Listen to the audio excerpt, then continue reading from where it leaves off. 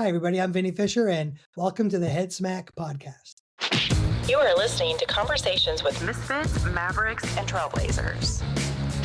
Hey, welcome to the Head Smack podcast. My name is Paul Povolni, and I am excited to have another misfit with me. I have Vinnie Fisher, and he is a founder and CEO of SiteTrust, solving the trust challenges organizations face with AI disclosure, a serial entrepreneur who has built and exited 3 7 to 8 figure companies over 26 years as a corporate attorney. Vinnie now provides the certification businesses need to demonstrate proper disclosure with AI. Author of 4 books and currently writing The Trust Gap. Vinnie, how you doing, man? Paul, great to see you, buddy. And sorry about the ding there. That's probably on my computer, and I'll find it as we're hunting here talking. But I'm really excited to be with you on the today.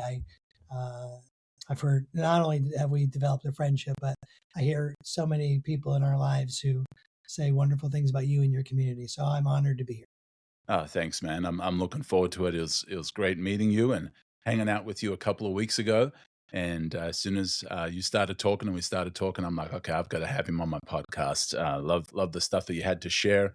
We were just in a group setting, and you were just pouring out your wisdom on folks that were in that space. And I was like, okay, this guy's amazing, and so I'm glad you can make it, man. Oh, well, thanks a lot. I really appreciate that. I'm delighted. So to be the here. way I usually like to start this is I like to start hearing a little bit about your origin story, a little about you can go as far back as you want to go. That makes it relevant. But tell me a little bit about your origin story. Where did you get started? How did you get started? What was that journey like to where you're at now?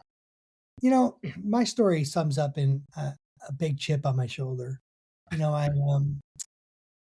came from pretty broken conditions, and I just kept hearing the noise that I was going to stay in those broken conditions. And there's just some internal drive I had that I didn't want to be in those broken conditions. And so this gigantic chip on my shoulder, and I wanted to prove all of that noise wrong, is what fueled the young years. And if I'm going to be honest, it kind of sometimes even fuels me now in the right or wrong setting where like I get treated as the underdog and so it's just always been my thing. Like, and I'm thankful that I've matured through it because it's actually also the origin of not such great decisions either, like an ego-based thing that I'll do it even though you don't think I can. But that's where my story really starts. And I'm a person that was the first person to graduate from college in my family, and then went Wow. on to graduate from graduate school, which is known as for me law school. And so, you know, I had a bunch of those accomplishments and kind of, so to speak, from that standpoint, separated myself from the pack, as you might say. But that's where it all starts. So that early on when you came from those not so great settings, were there some early inspirations? Like, were there people that you started looking up to that said, I want to be more like them than the situation that I'm in? The most put together people in my life were 2 couples. One was my dad's parents, my grandma and grandpa, Leo and Dorothy, or Doretha as we called her. I called her Graham. So maybe everyone else called her that. But they were the most intact couple I knew in my life. And I spent my summers with them, literally myself. I went and moved with them to their lake home. And when I say lake home, think cottage built out well over time. And Yeah. it was just so formative for me. I was like, so it's funny, I didn't have a lot of summer, middle school, and high school friends because I spent those years with my grandparents, but it was like a refuge for me. And then the Yeah. other were one of their children, my aunt and uncle, was intact, but the most successful couple I knew. And they lived in Mm. another part of the country. And so I wanted to be all 4 of them when I grew up. Yeah. That's amazing. It's amazing how we have those influences, in our lives that sometimes aren't even direct. Sometimes they're direct, but sometimes they're indirect influences that actually are those life-changing, inspirational, head smack type moments that we're like, okay, I want to be more like them. And, that's awesome. So, you kind of, that were inspirational to you. And so what was that journey like into law? Like, what made you choose law? Was it just because you just had a brain for that stuff, or like what inspired you to go into law? Forever I have, you take these personality tests, right? I'm like 80. So when I was young, we didn't have like these tests, and I'm not 80, but people will now think I am because I said that. But I, I, I would have always heard from people, man, you're like an arguer, or even said in a better term, you're like a debater. And Mm, there was not a topic that I didn't like to debate. And this was pre-lawyer stuff. So people would always say things like, "Oh man, you're going to be a great lawyer." Well, in like early high school, I'm not even confident I knew what a lawyer was. And so my summer year of high school, I got a chance to get like what you would think of as like a part-time job. And I got to work for this lawyer in town, basically doing everything, running to court, fetching things, emptying garbage cans, answering the door, like taking notes. And he was highly intelligent, super caring, super, super successful. And I'm like, okay, I do want to be my aunt and uncle and my grandma and grandpa, but this is the smartest, coolest man I've ever met. And I noticed something. Everyone respected. And I mm, was like, wow. huh, wow. It's something I hadn't ever had was respect. And so I was like, wow, people say I'm good at this. So then all of a sudden, next thing you know, like forever, I just said I'm going to be a lawyer. Like I'm not even confident I knew what one was. I just knew this person helped a lot of people and garnered a lot of respect in the room. And so I wanted those two things. So I set out to be a lawyer. And so, once you finally pursued that and, did everything you need to do, graduated and whatever, what was your first job like? What was the first thing that you kind of jumped into? It's funny if you look at my college career. I got kicked out of school. I played Division One soccer, hurt my knee. Classic, kicked out, got back in. I met this amazing lady at the time, young lady who I thought was super hot. She convinced me to go back to school, and then I conned my way into marrying her, and she became my bride now of 31 years. And well, in Oh, that awesome. process, like kind of this endurance kicked back in. And so I limped my way into law school, scored well on the entrance exams called an LSAT, but I had like a very mediocre grade point because of all my past carnage in college. Well, I get into law school and I super excelled. Like I just kicked into gear. I had the girl, I wanted the career, the capabilities were there. So I finished seventh in my class. Well, that Wow. opens up every door you can think of, right? Because you're at the top of your class. So I got recruited by this big fancy law firm. And I started my career in one of these like high priced, super wear the suit firms that massively trained me to be a very good corporate lawyer. Yeah, yeah. And so how long did you do that before you ventured into entrepreneurship, or was it at the same time? Like, what was that journey like? Yeah, it's really good. So I had 3 years there. And in the 3 years there, I realized I was very good at business generation. So I was generating more clients than almost not all, but a lot of the partners. And so I had an opportunity to like play my card, see if I can accelerate faster there or move on to another firm where I could double down on that. Well, they didn't, the big systems don't work that way, as you know, in every big system. And so I ended up having to play my card and take a big chance and got very entrepreneurial, became a partner in a mid-sized firm that I really excelled very quickly at business generation, business opportunity, deal flow. So what kicked in when I switched from the big firm to the more movable mid-sized firm was it became like my practice and my thing with two other guys. Deal flow, started owning side companies, started doing business deals. It kicked in a whole nother gear of this entrepreneurial gear. And by the time I got to the third plus year of that, I had already been winding down my law practice and was on a series of entrepreneurial runs. Now, did you have somebody that inspired you in the entrepreneur route? You mentioned you had that one lawyer that inspired you into law. Was there somebody from your past that inspired you on the entrepreneur route? I had already been pretty entrepreneurial. In college, I opened up a delivery service where we delivered packages for companies, and I had a tax service even before I got into any of that stuff. And so I was always a hustler. Because of that chip on the shoulder, I didn't want to be poor. One of the chips Mm, that yeah. people ask me, why were you have a chip is I didn't want to be poor. We were poor. So I just didn't want that anymore. And so I was always hustling to make sure I could make a couple bucks. And not all of that was always in a good way. I just always was wanting to make a couple bucks. And so when I took that attitude into what I consider better operations. I just always was a hustler. Well, one of my clients was this young guy in the internet, and he met with me one morning and he's describing to me his business. I'm like, does this thing ever make any money? And he slid over his bank statements and everything changed. Everything changed. Wow. It's like the whole world changed for me. Like I was already pretty well priced lawyer, making north of $500 an hour for my time and getting value billed and all that. And then I saw his internet business and his bank statements, and I'm like, well, I want to learn that. And so this friend of mine who Wow. ended up becoming my client, then also my business partner, is a guy named Mark, introduced me to a world that has opened up way more opportunities than I could have ever imagined by just traditional practice of law. So did you take any of the learning from law and entrepreneurship into that, or was it a whole new learning? Like what lessons did you take from one season to the next season? One of the most amazing things about being a business lawyer is you get the privilege to help other people uh, fix the dents in their business. And so I got like Yeah. a PhD in business operations by being a business lawyer. And Yeah. so Yeah. I took all of that. I didn't have to leave any of that wisdom. That all got to come with me. And then I realized I'm actually a very quick decision maker.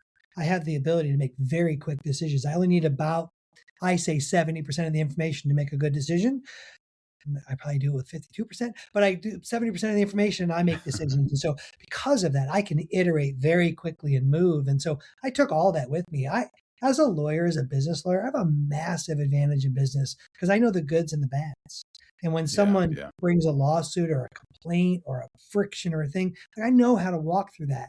Now, it's not easy. I've been a defendant multiple times. It's never easy to be sued.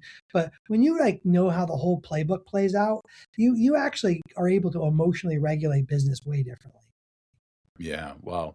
Well, and that would you consider that your primary superpower is being able to pivot and identify solutions and make decisions fast, or is there another superpower that you feel you have? Yeah, that's really good. I do think the speed to iteration. So, which is interesting because as a lawyer, you were trained to be risk adverse, and I learned I'm highly risk tolerant. And Yeah. so, not certainly great as a lawyer giving advice to someone about their risks. I wouldn't talk you into risk. I'd talk you through taking the risk, right? And Yeah. so Yeah. that's not, you got to take the goods and the bads with that. But in the process, and I realized, whoa, I've got a way larger category for taking risk than just about everyone I do business with. And so, if there is a superpower, that if that is one, I'm not confident that um, willful blindness is a superpower. But if it were one, that would be one. I think what I actually really quickly took to was problem solution orientation. Like I could see a problem and I could quickly, because of iteration, see a version of solution that could work in the marketplace. And so that's actually probably the thing that I'm I've been pattern wise the best at over and over. Yeah. Well, I think a lot of people, and the reason I call it a superpower is for some people, that's their kryptonite is making decisions, Mm, to iterate, to pivot, to, yeah.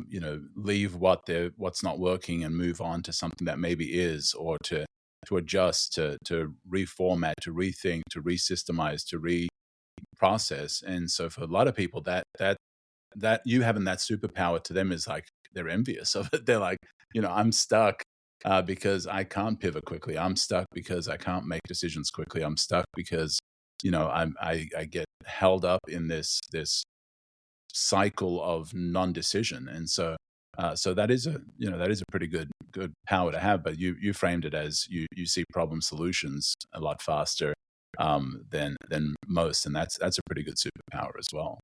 And I think they go like they're like brother and sister. They go together. And so, I'll tell you, in my law practice, it got me in a little bit of trouble because you would describe your idea to me, and I may not have the storage capacity in my brain that most have, but I've learned that this thing spins really quick. And so Yeah. my ability to see something fast is a wonderful thing that I have. Again, like I said, sports injuries and all this. Like I don't store as much. I probably forget more than most people like remember. But Yeah. but Yeah. it spins fast. So someone would bring their really complicated idea, and because I iterate really quickly, and my mouth is part of the way I think, I would spit out an idea that was 18 months in their problem, and came up with an elegant solution in 18 minutes. Yeah. And people would get mad at me. Like it wasn't actually very healthy. Like there's another Yeah. side to this, right? So I had to learn things like cadence and walk people through a timing and like see if and by the way, that also got me in trouble. Like I had an idea, I wouldn't necessarily see all the way to fruition, and I'd want to jump on another one. Yeah. Yeah. So fast iteration, unregulated, can cause you to build 70% built bridges. Wow. Wow. That's good. That's good. Yeah, that would be, I guess, the kryptonite to it is if you don't learn also how to regulate that power, right? Yeah. And you start making decisions that could sometimes actually be too soon. It's too soon to jump in that, or it's the timing's wrong, the situation's not right. One of the other things that I noticed even in our short time together is your willingness to call out the wrong. When we sat around in a group of people, somebody was sharing some ideas, and you were very quick to say, "Here's what's wrong with that idea." Has that ever got you in trouble? Yeah. I actually have a motto. I should probably wear it as a tattoo on my big five head, but it says, the best advice is the unsolicited advice. And so, um, it's funny. I think it's because I don't like bullies, and it's because I don't Mm, like, because of that debater in me. I don't like when we have things grounded in falseness. So I genuinely care for the person I'm speaking up to, and I know it comes across as a little bit abrupt at times. So it gets me in trouble because of my intensity of my personality. But if yeah. someone gives me just 3 seconds of the benefit of the doubt, it usually results in a friendship. But if the first glance is where it stays, then this boldness, this abruptness about me needs a little bit. I need to take my sharp elbows and take that razor's edge and soften them a little bit. Well, I think everybody needs somebody like that in their life, honestly, because in that situation that we were in, it was a bunch of guys sitting around, entrepreneurs, business owners, coaches, things like that, and somebody just shared a situation, and you were able to quickly see the errors, and you spoke up, and that's like people wish for somebody like that. Like, Hmm. call me out on where I'm wrong, call me out on what I'm doing, because a lot of people will just sit there and nod and in their mind, maybe they're seeing the same problems, maybe they're seeing the same Yeah. errors, maybe they're seeing the same problem, but they don't speak it out. And so I think that really is a gift to somebody if it's filtered through compassion, if it's filtered through care, and I really care for what's best for you. I think that's a gift that you bring to I people, and I agree think with that's that awesome. totally, and, thank you for that, and I think those fruits of the spirit are important, and then those where I get Yeah, myself in a little bit of trouble. But what's funny is someone asked me, like, "Why are you that way?" Um, you know, because I have a chip on my shoulder. Remember, my common theme is this chip. I'm yeah, gonna do it all. I took an inventory, gosh, along the way, and I realized I didn't have a lot of deep friendships. I was a friend to many, but I didn't have a lot of people who, like, were deep, and there was guarding and not letting people in, and I made a decision along the way that what's the friend I want? I want someone who's gonna speak into every category of my life. So I decided to be that friend. yeah, yeah. And so Wow. I'm thankful. I've got a few people, my wife, these 2 guys named Jeff. You met somebody, Dr. Attaway. These are people who are willing to speak into my life. And, I like to say PC version, call me out on my BS. And so I'm really very thankful for that. I honestly come from that posture um, most of the time. Yeah, yeah, that's awesome. And so, you took all this chip on your shoulder, this desire to succeed, this desire to make a difference. You built 3 companies and you exited them. What were those 3 companies? What was that journey like? Yeah, so the most recent one was Fully Accountable. I exited in August of 24. Each of them are different, and I'm pointing out that one because that was the one I sold to my management team. And what was interesting about that is in the other two, one called Creative Learning Workshop, and another one called Consumer's Choice. In both of those, I sold off the assets and kept parts of things. And I got to Right. keep some of my things. And it's just nature of selling stuff, keep what you want. And when I sold fully to our management team, I was the one leaving with a packed box. It was a really Wow. surreal experience, actually. And it's actually made it a substantial part of those feelings have made it into the trust gap. Which, by the way, that along with some other things I want to give as away as gifts. We have a thing we can talk about later. I have a way for our audience to take advantage of gifts that I have, and we'll talk about that. But you know, that the reason I'm highlighting that one, it wasn't my most successful exit. It was the one that was the most recent, and I believe living in your recency more than your past. But it's also the one that hit way differently because of this. All the assets stayed, and I was the one that was leaving. Wow. Wow. So what made those businesses sellable? What made them, what was that journey like for the entrepreneur that might be listening to this and they're looking at an exit? What do you feel made them sellable? The number one thing is not trapping yourself in it. The number one thing, and I know here people hear that, but I was not a core ingredient to the operation of that business. So every day, I had the privilege of having a mentor, a guy named John Maxwell. It's like every day, work yourself out of a job. Every day, work yourself out of a job. And I found out early on at a company I had, BrainHost, we were the seventh largest web hosting company at one point. We were exploding at every piece of us. And I remember being annoyed by doing the same job over and over. And in that process, I thought, wow, I can do something really quick, get it working right, but I don't want to do it again. And in there, I used to joke, I'm inherently lazy. And, there's probably some fun to that, but I don't like doing the same thing twice. And so Yeah. as a result of that, I quickly want to get others into positions that they're going to be better at than I'm going to. I might be the best starter on your team. I'm definitely not going to be the best finisher in certain categories. And so because of that, that's my model. I quickly build team. I'm actually really good at it. I know how to spot eagles and I just get out of their way. And so, because of that, then honestly, if you have a converting offer, which is what I'm good at, once you get an offer converting, building the business part is kind of fun. Yeah. Yeah. Without a converting offer, business is really hard. Right. Right. So talk And so, about that. yeah, that was it. So talk about a converting offer, because I think, if that's the key, so talk about the key. What's so important about it? What is involved with coming up with that? How do you measure that? What's the process for developing that?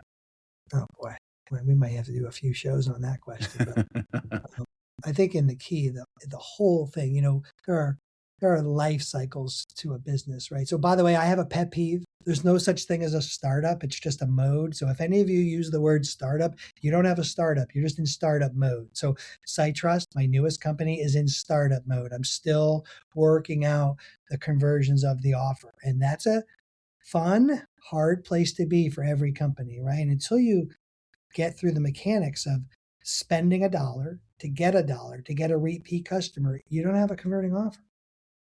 Like if you work on a few referrals and you can pay a couple bills, great. No, I'm not here to knock that business. That's an organization that you deliver services at.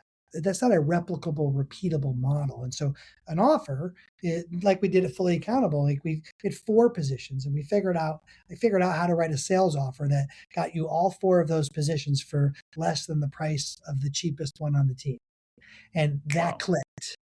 And it just clicked. And then I put packages together and we created that offer that allowed people to have the entire back office for the price of 4 people for the price of less than the cheapest one. And the thing clicked.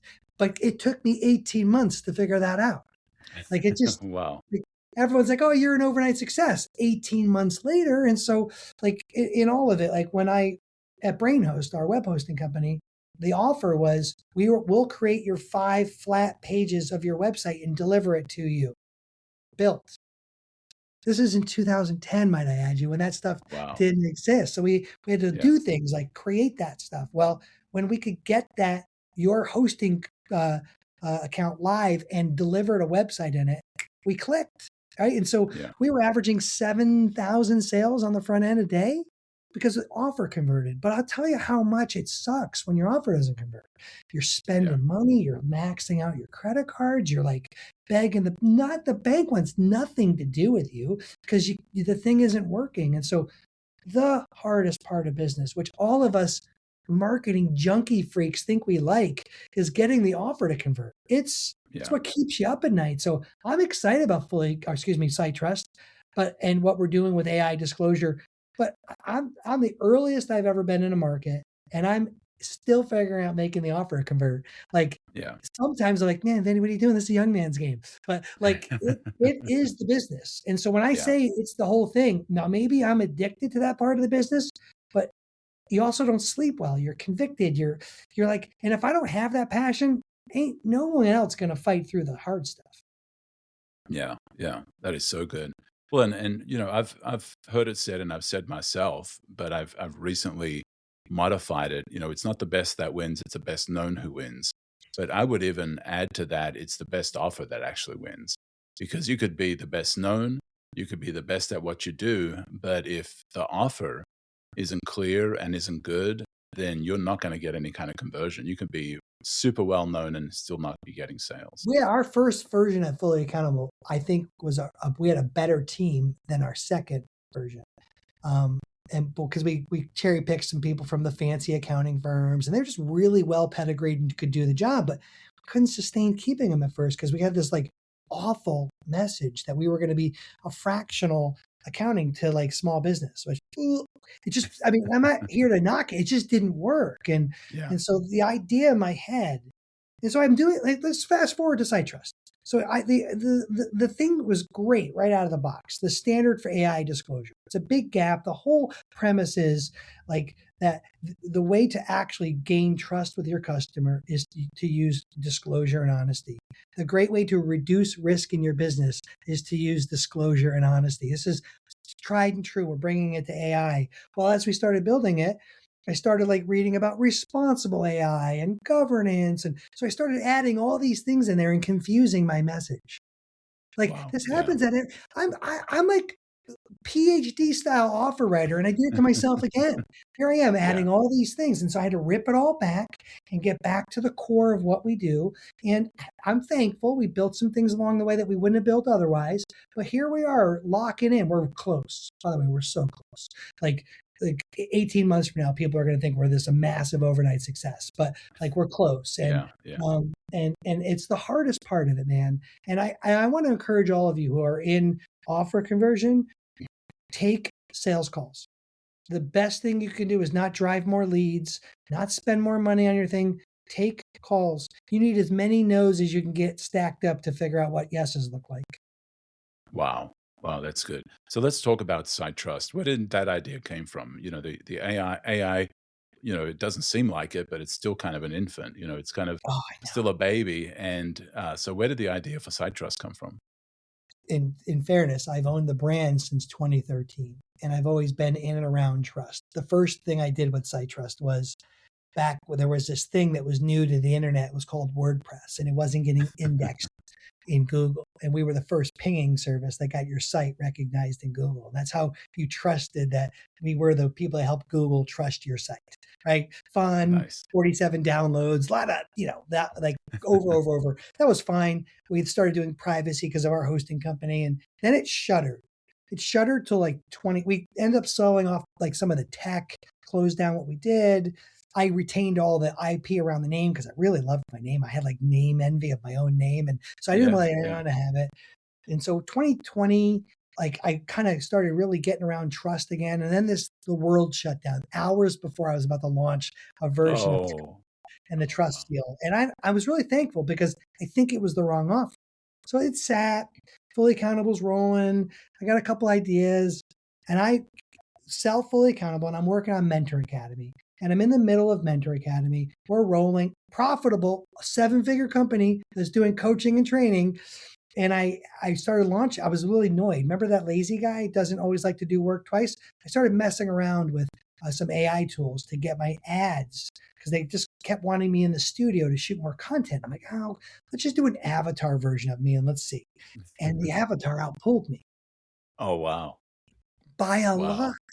And I'm like, all right, it's the same sexy guy. It's the same sexy voice. Why is this outpulling me?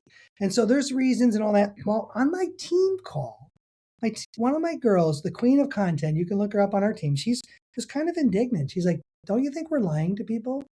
And I'm like, what are you talking about? It's the same fat bald guy on I don't know what he's saying. She's like, no, it's not. It's like it's a duplicate of you. I'm like, It's my content, our stuff. I was like fired up.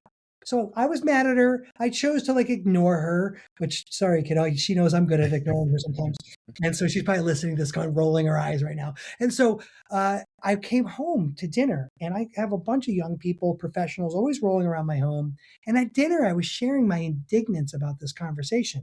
And a buddy of mine who's dating my daughter, he's still my buddy, believe it or not. And he says, Papa V, like, if I know it's AI, I can deal with it. If I don't trust any of it. And he froze me. And I thought, Wow. that makes a lot of sense. And that was in September of 25. And I spent my time consumed. I couldn't stop thinking about that comment.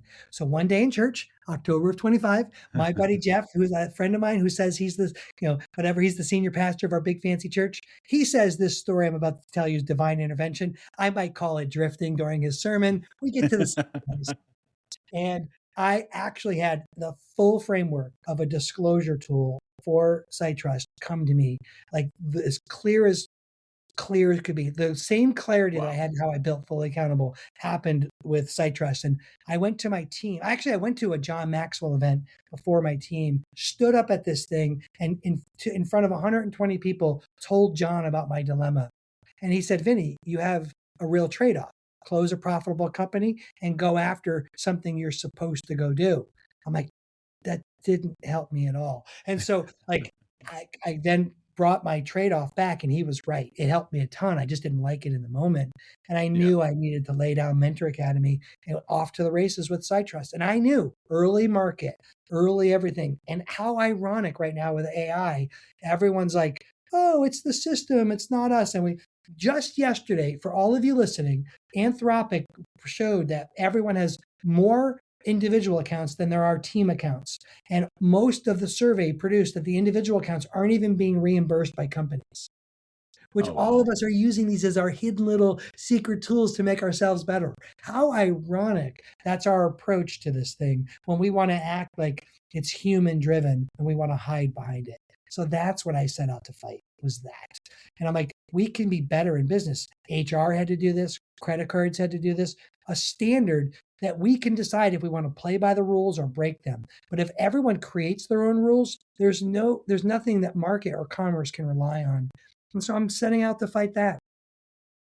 Wow. Well, and AI is, it is a wild west right now. I mean, there's so much stuff out there.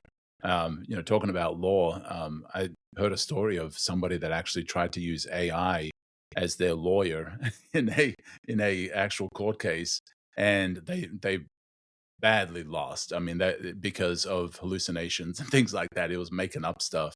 But even worse, this last week, California I just shot a video about this, so I'm gonna have fun with it. But we had to create a rule in California that judges are applying so that lawyers, if they use AI, disclose it and fact check their citations of their cases. Hear me out. Lawyers have to have a rule to tell them to do their job correctly. This is how crazy AI is right now. That I think in order to accept the hardships that we need to go through to clean this up, we have to be okay that most of the system thrives in mediocrity. So we're delighted to have this thing do our work. And when we get caught or it doesn't do it well, we blame it, not ourselves. Wow. And so how we live well in a system is structure. That's why we want HR rules. That's why we want speed limits. That's why we want curfew and rules. And this is the way. Imagine if we woke up every day and the time of the amount of day was different, or breakfast was now something you ate for dinner and it wasn't just your thing your kids did on opposite day. We don't exist with that. We need structure. And so what we are doing is creating a standardization for disclosure so that it either is or isn't disclosed. And what do you do with that?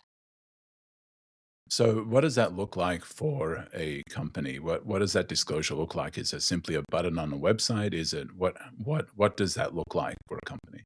Like any industry that's had to go through like its version of regulation, there's always 3 tiers to any type of disclosure. There's self-disclosure, which is at its basic level, just that a conspicuous policy placed in view of your consumer through the buying journey or through the how they enter your site. So our badge pops right on your primary site. You prop on the badge and your living policy is right there up front and center. Remember when we started buying things in a shopping cart on the internet and you used to have to check privacy and check terms and conditions, and because it needed to be conspicuous because we had to train behavior. Well, that's what's going on here. And then the law talks about other layers of disclosure. If you have other hidden things, what's your duty to create this insurable interest between you and the consumer? Or well, you think about it as a business or as a customer, you ever read the terms and there's a capping to your liability? Well, if I don't set a standard in our relationship, I can't insure my interest and I can't cap my liability. So those are the things we're fixing because everybody wants that. So we can play by a set of rules. So self-disclosure is everybody who's using AI. That will be end of this year, early next year. Wait for the midterms, it'll light on fire. Verified disclosure and audited disclosure is really more about the deep embedding stuff. So the lawsuit that just came out about mortgage company that's using zip codes to exclude mortgage approvals, the AI got so smart that it saw which zip code was likely to default, so it stopped approving applications in that zip code. Wow. Wow. Well, so as that application got smarter, that wasn't the intent of it, right? And so what do you do there? Well, there's an insurable interest and there's a gap because there was somebody injured. So if we actually have the right foundation, then business can respond correctly in the remedy of that injury. Because we're going so fast, we're not thinking about these things. Right. Oh yeah, and we are going incredibly fast. And like I said, it's still a baby. It's still in its infancy. It's a wild west. It's insurance companies love me. Lawyers think it's super cool. Businesses that actually have a mature base to them, that are not worried about getting a customer, they're more worried about their single points of failure. That's where our legs are running deep now. And I keep saying, as we keep going into the boardroom, it'll shove it down to everybody. Yeah. And so who is the ideal person that needs to be considering something like this?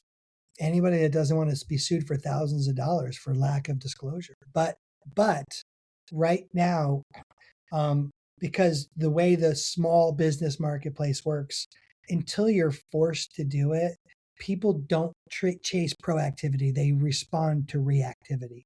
And so the smaller the business, the more reactive. The smaller business disproportionately pays more money fixing their mistakes than they do preventing them. So the medium-sized and maturing business tends to think in single points of failure. Smaller businesses react to whoever's the noisiest. Wow. So with the badge on there, what stuff would qualify? What kind of stuff would qualify on your website to have something like that? Does a plumber or a roofer need to have something like that? Why would they need something like that? Or is it just people that are, working in insurance, working in law, working in areas everybody. that... So it's everyone. And so if you're a site and you have a website and you actually engage customers and you do anything with AI. And so what's happening in the service business is all on lead sides, right? They're automating their phone calls. And so what's hilarious to me, Illinois, is it yesterday, just put a rule out that if you have a phone call that comes out robotically, you have to tell the customer that it's an AI call. When it's just listen, everyone, it's hilarious to me that you don't. I can show you on our stuff with our clients, your conversions go up when you tell them it's AI. Just like the models on Instagram, once they disclose their AI, they've exploded. They didn't go down. The biggest models on Instagram right now are AI models, and they're not even hiding from it. This is your weapon. And so the Illinois passed a rule, and this was because of home services, that they'd get these outbound calls. Now, this got wrapped up because of another issue. There's outbound calls going out right now where I only need 30 seconds. Not even, I probably need 3, but 30 if I want to be super clean. I could record your voice in just this call right here, get a robocall going, and I could call your mom and say, hey, Mom, this is Paul. Could you send me a few bucks? Yeah.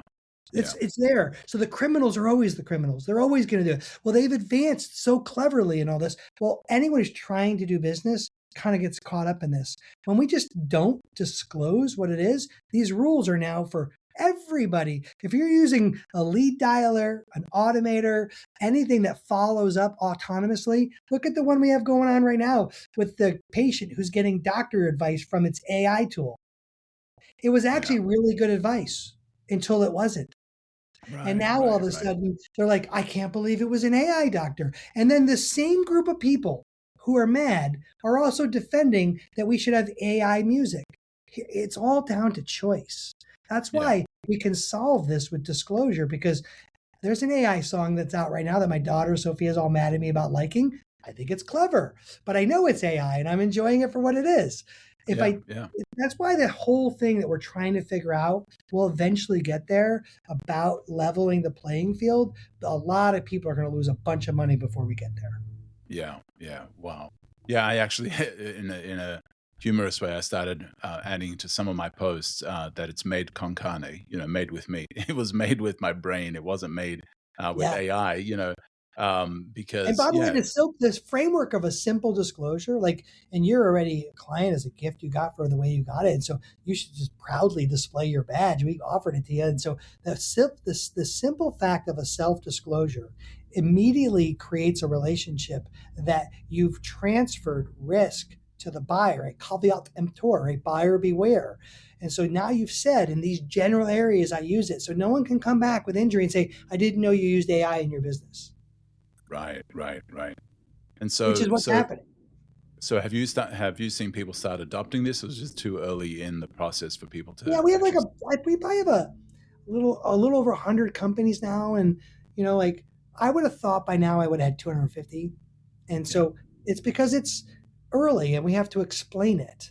But as soon as we explain it, like, oh my gosh, so if you don't have to explain your offer, you can grow faster. If you have to explain your offer, you might as well be the person at Sam's Club handing out water sips of your drink, right? It's going to grow a little slower, and so we're in that yeah. phase. So how do people, like, what do they need to do to be able to get the badge that says they're a SiteTrust business? So they have to go through a small form, and then if it's self-disclosure, right? If it's that, it's that simple little form with a process where we help them complete the policy that we've built for them, so they can publish that on their site and allow us to certify that they've published that on their site, and their badge will be live on their site. If they need the other things, whether they need to be quarterly verified or have an independent audit, those have ongoing resources that somebody internally or a consultant advisor would have to do that work to maintain those levels. But self-disclosure is pretty clean and straightforward process. Yeah, well, and that's what it is. It's self-disclosure, because there are some companies that don't want to be honest about their content and about what they're doing, and they're not going to sign up for something like this. But being true to your customers and true to your people that you're trying to help is so important these days, because trust is such a valuable thing. And so, talk about the trust gap. You've written a book, Mm. or you're currently writing Trust Well, Gap. Talk a little bit about that. you know, all leadership has an authority gap, right? So people who are listening to this right now, um, you have a premier podcast. People like your stuff. Like, you go places, they recognize you. There's this like respect given to you. That authority gap is real. I have that for my business success, my team, position in the community. That's there to stay. That's like a respect gap, and we should garner and hold that as privileged as we're capable of holding it. But there's these three other gaps in leadership that are absolutely shrinkable. I don't think you can completely get rid of them, but I think you can shrink them. And so the three of them are integrity, awareness, and courage. And so what I say all the time is, you say things, I say things. Do the things I say represent who I actually am? That's this integrity gap, right? This idea of like, do the words I stand line up for who I am? And not to pick on AI, but if someone's like, I'm this, I'm a devout this, I do this, but I hide and lie, I have a Yeah, gap in yeah, integrity. And yeah. so awareness is another one. This is like, here's what I think about myself, but here's what Paul thinks about Vinnie. Do I have enough of a relationship that I have people speaking truthfully back into my life? And so as you move up in authority in your own organization, the altitude of the distance between you and your team offers a very interesting dynamic to whether you're getting appropriate feedback. And so Wow. there's Yeah. always a gap in awareness. And you can work at it by trying to create these safe environments or protectable environments that allow for people to share honest, assessed feedback to you. And then finally, courage. Courage is probably my jam that gets me in and out of trouble the most. It says, do you have courage is an interesting thing. Everyone loves the D-Day movie that's coming out here in a few weeks because it's awesome. It's just valor and courage. But I want to talk about the thing you do when you're comfortable. I Yeah. had Mentor Academy rolling, right? I had the courage to lay down a rolling business to go chase what I think I was supposed to do missionally. What are you going to do to overcome comfort and go after whatever your I think everyone has a gift and everyone has a talent, and we have a social obligation in society to use those as best we can to help each other. Well, in the interest of air conditioning and money in the bank and comfort and checking out, to me, courage is like when you do the right thing and you don't have to. Wow. Yeah. Yeah.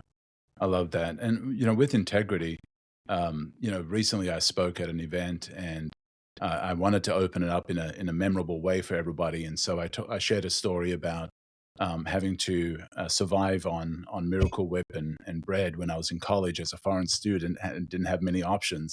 But what I did is I had a jar of Miracle Whip. And so I opened up the Miracle Whip, got a spoon and took like a big spoonful of it and just, put it in my mouth and grossed everybody out. They were all freaking out. It's like, that is so nasty. That is so gross. And so then I continued my seminar, my talk. And then at the very end, I told them, inside this Miracle Whip jar is actually yogurt. I replaced it last night with yogurt. It's not actually Miracle Whip inside this jar. But the point was, what's on the outside label says Miracle Whip, but what's on the inside is not the same thing. And Okay. when you don't have, brand integrity, and my talk was about culture and the importance of culture is you might have on your website, you might have on your brochures, on your business card, something on the outside that says this is who we are, but on the inside, you're not the same thing. That's when things are broken and that's when you're going to lose that trust. So I Yeah, think that, we've gone from this post it to prove it economy, right? yeah, And in the yeah, process of that, we've been able to post up some amazing stuff about ourselves. But if someone had a free look at your client satisfaction rate, both internally and externally on your team, does your team roll their eyes when they're watching your podcast about how you talk about this amazing culture you have? right, Does right, that look like, do you make a bunch of promises that you don't even fulfill on? Like, here's the reality. We all have gaps in each of these categories. And I think as a leader, our job is to see where the largest gap is yeah, and see yeah, what we can do to identify that. These are blind spots because, and what I've noticed in my career, the more I work at addressing and shrinking these gaps, probably the better I'm in leading all categories that I've got the privilege to lead. absolutely. Well, and then even with the awareness gap, I think that's so critical. I think sometimes, even within churches, I think sometimes there's an issue of that awareness that you talked about. That the pastor, the larger the church gets, the less the pastor smells like sheep.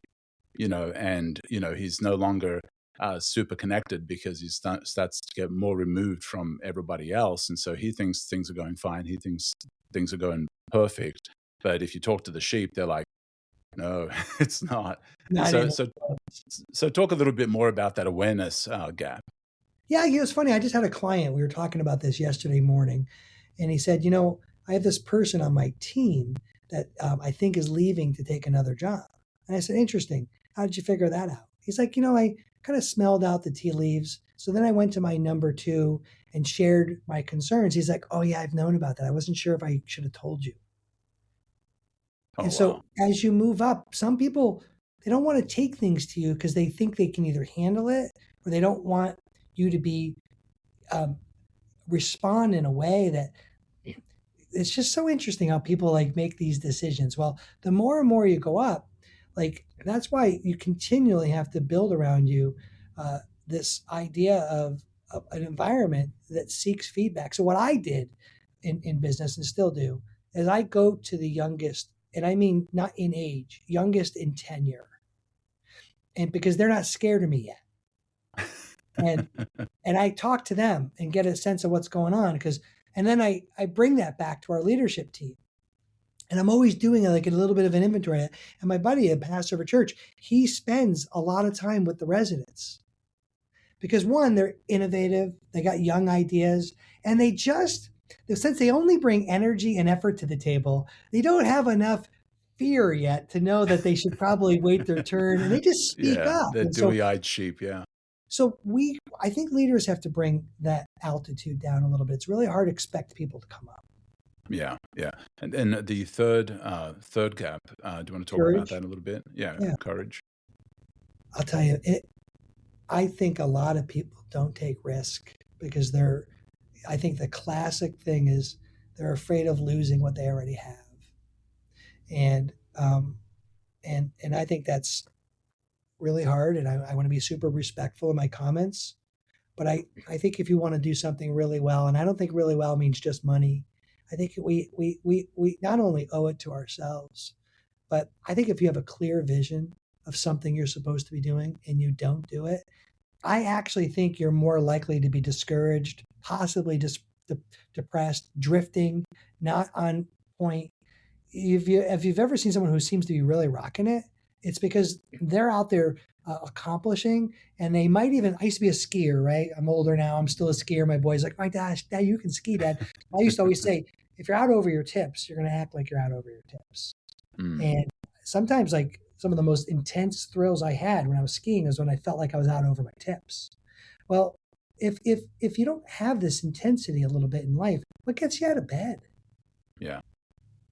And so I would say that if you're somebody who, and I'm guilty of it at times, who's trying to like have life be easy, life's going to be way harder for you.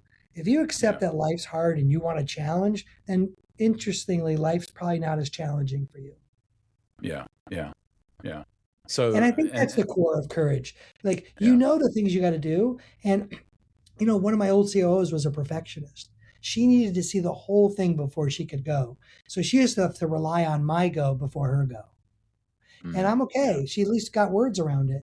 But I think I'm not asking you to be flippant. I'm not asking you to.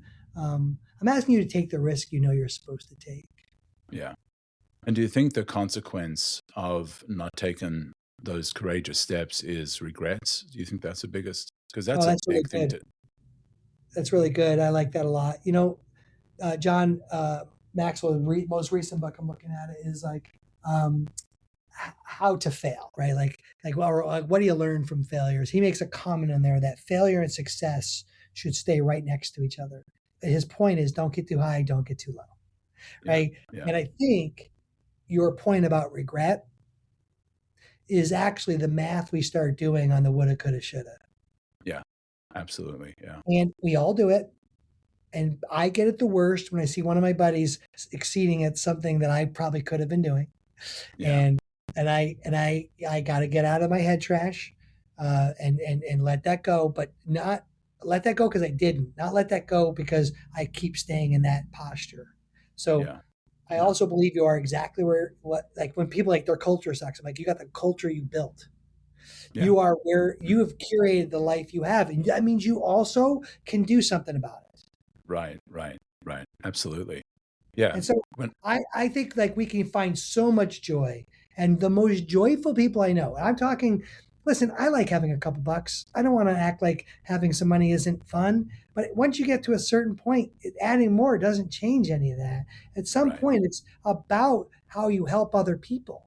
And when you get this satisfaction of helping others, and you fill in the blank of how that means significant to you, these are the most joyful people I know. Retirement, take care of yourself, do nothing to help others. That just sounds like a recipe for misery. Yeah. Wow.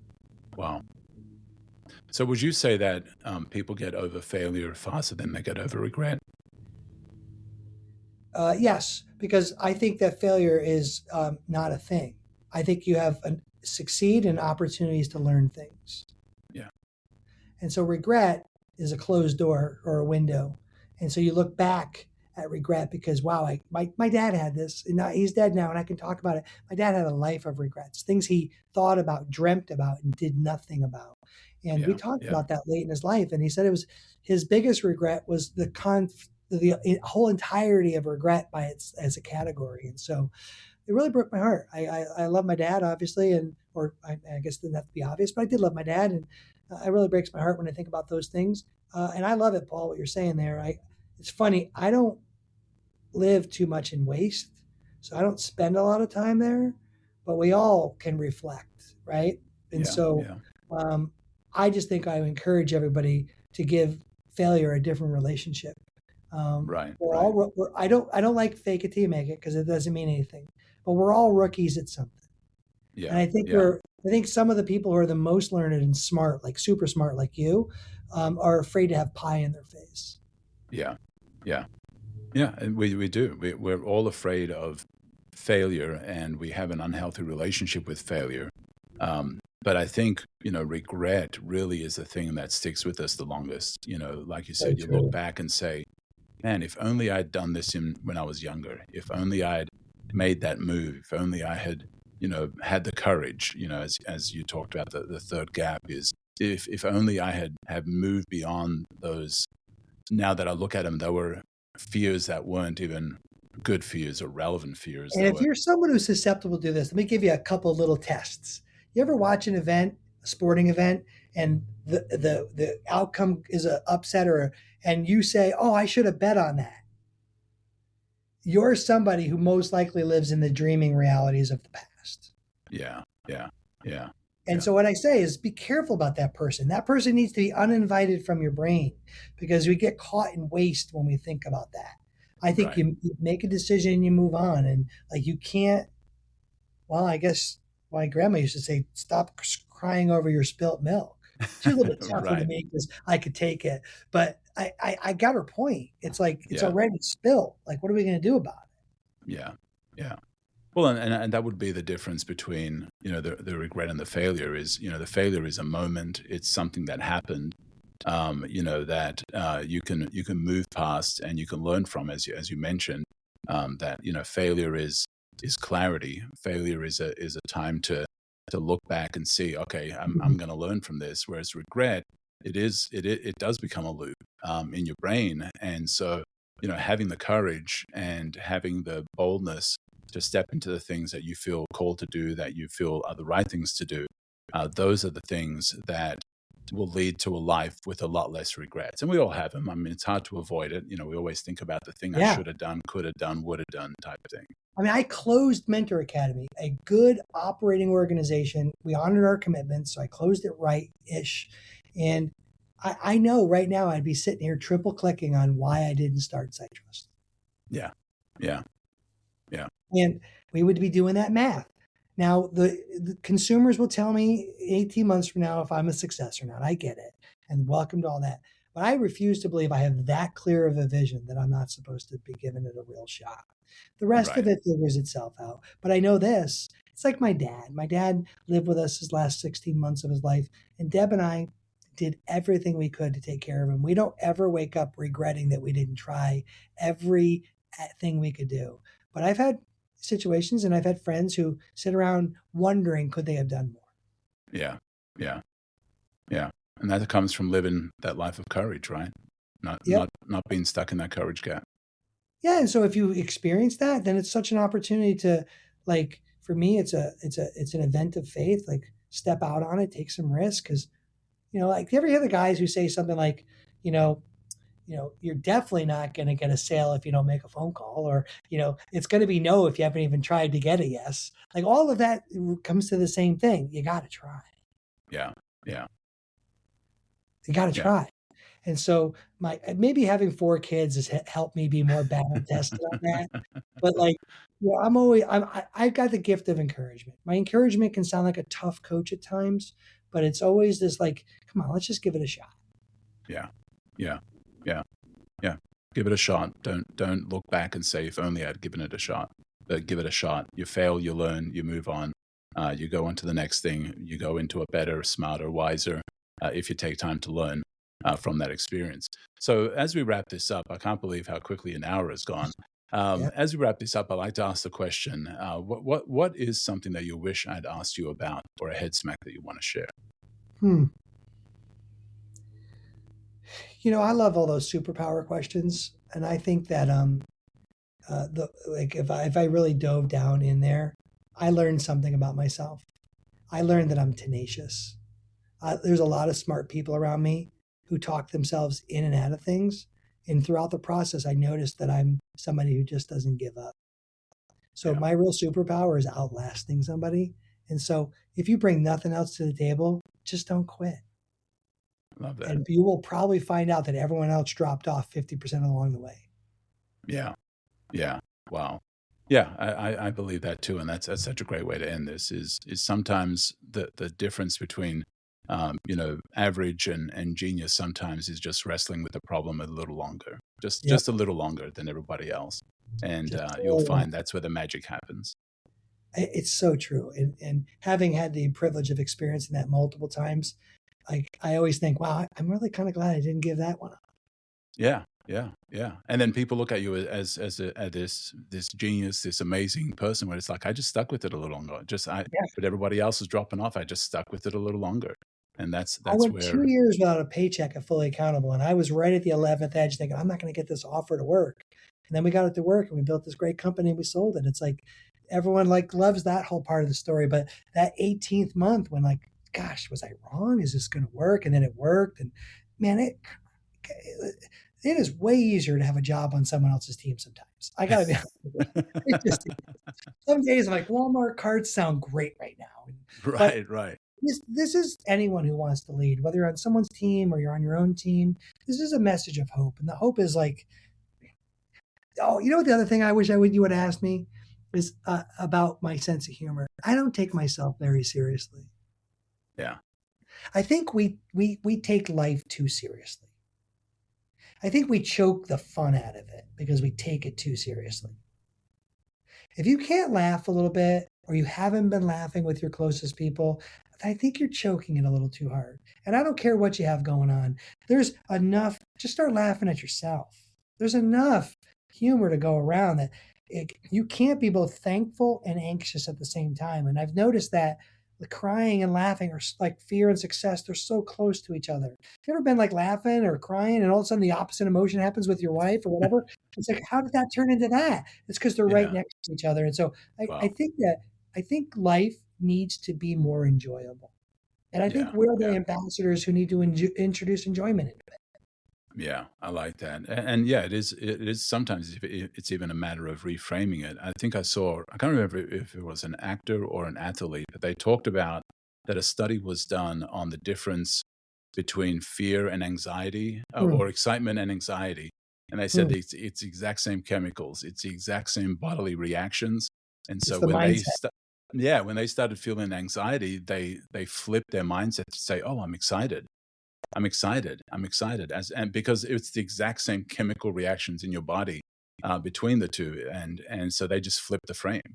That study is the reason I stopped. So you ever have someone say they're excited about something really hard to do, but you're like, I don't think that's true. I think this is like, I used to stop saying that isn't exciting because it's actually the posture you need to have the valor and the courage to fight through all the conviction to get it done.